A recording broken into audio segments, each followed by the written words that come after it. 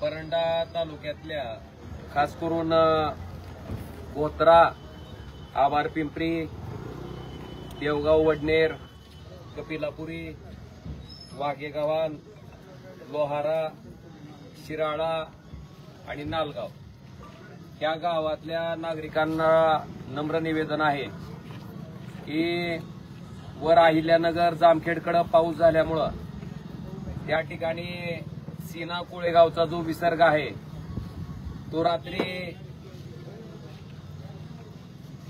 8:30-9च्या दरम्यान जे पाणी जामखेडचं आणि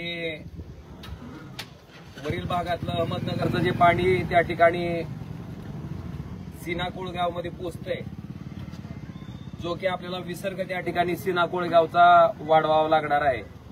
तो वेळ साधारणतः 8 वाजल्यापासून पुढे त्या पाण्याचा प्रवाह वाढणार आहे.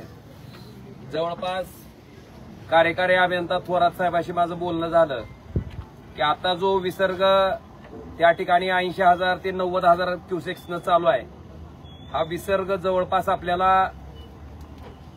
8:30-9च्या दरम्यान 1.25 लाख क्युसेक पर्यंत जाणार आहे. आणि त्या ठिकाणी खासापुरी आणि चांदणी धरणाचा जो विसर्ग आहे तो मगाशी 3:30-4 वाजता 35,000 होता, तो आता कमी होऊन साधारणतः 30,000 पर्यंत आलाय. म्हणजे ती 1,25,000 क्युसेक अधिक ही 30,000, म्हणजे साधारणतः आपण अंदाजित जरी पकडलं तरी 1,55,000 इतक्या क्युसेक एवढ्या वेगानं त्या ठिकाणी पाणी खाली येणार आहे. 1,55,000 ते 1,80,000 पर्यंत ती मर्यादा वाढू शकते. आणि त्या दिवशी जे पाणी आलेलं लेवल होती त्या दिवशी सुद्धा साधारणतः एवढ्याच मोठ्या प्रमाणात विसर्ग केल्यामुळं 1,80,000 ते 2 लाखापर्यंत क्युसेकनं त्या दिवशी आपण विसर्ग सोडलेला होता. कारण त्या दिवशी खासापुरी आणि चांदणी या धरणातनं 1 लाख ते 1.25 लाखच्या दरम्यान विसर्ग होता आणि सीना कोळेगावमधनं 70,000च्या जवळपास होता. म्हणजे तीच पाण्याची लेवल आज सुद्धा रात्री साधारणतः 9:30च्या दरम्यान येणार आहे.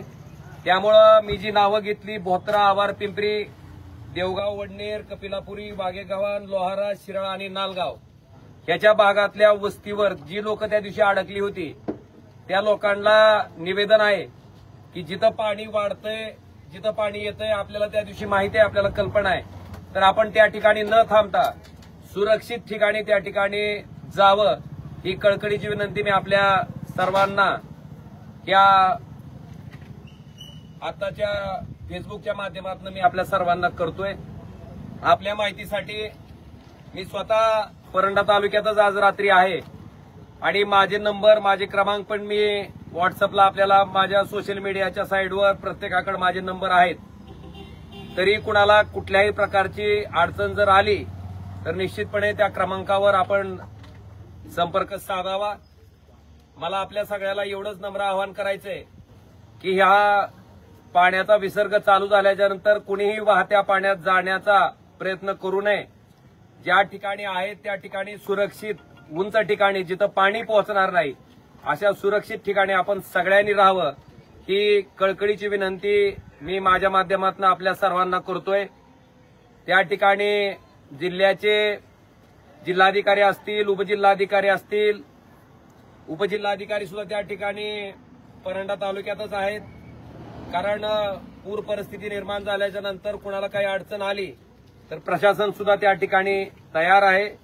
माझी विनंती आहे की आजच्या रात्री आपण सगळ्यांनी सुरक्षितपणे कुठेही पाण्याच्या प्रवाहात न जाता सुरक्षित ठिकाणी, कारण आपल्याला पाण्याची लेवल त्या दिवशी कळाली की नेमकं पाणी कुठपर्यंत येत आहे, तर त्या भागात न राहता सुरक्षित ठिकाणी जिथं पाणी येणार नाही अशा सुरक्षित ठिकाणी आपण सगळ्यांनी आपल्या कुटुंबियांना सुद्धा हलवण्याचं काम करावं ही कळकळीची विनंती मी आपल्या सर्वांना करतो.